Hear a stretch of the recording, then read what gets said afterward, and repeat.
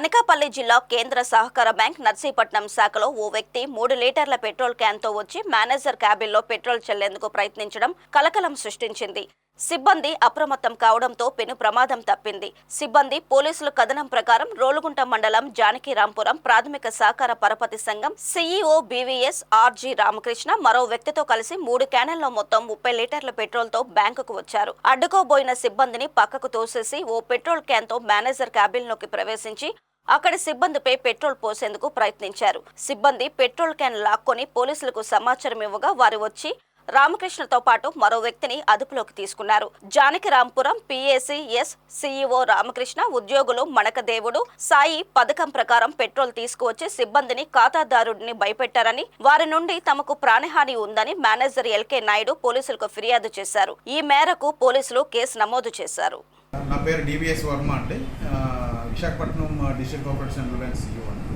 ఈరోజు ఉదయం నర్సీపట్నం బ్రాంచ్ నుంచి మాకు ఫోన్ వచ్చింది.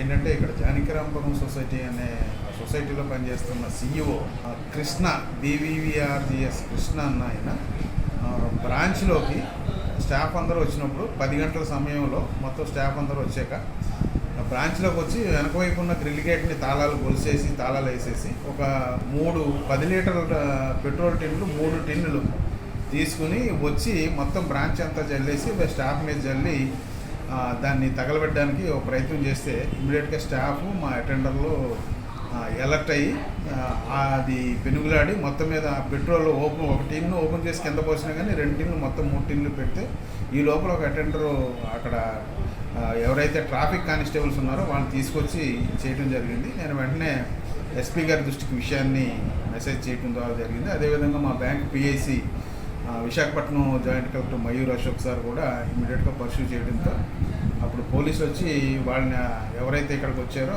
4 వచ్చారు, 2 మాత్రం పోలీస్ స్టేషన్కి తీసుకెళ్ళి పోలీస్ స్టేషన్లో కూర్చోబెట్టారు. నేను వెళ్ళి పోలీస్ స్టేషన్లో కంప్లైంట్ ఇచ్చి ఎఫ్ఐఆర్ రిజిస్టర్ చేయమని చెప్పి ఆ ఎఫ్ఐఆర్ ఇప్పుడు వాళ్ళు వచ్చి ఇక్కడ అందరి స్టేట్మెంట్ తీసుకుని ఎఫ్ఐఆర్ కడతా అన్నారు.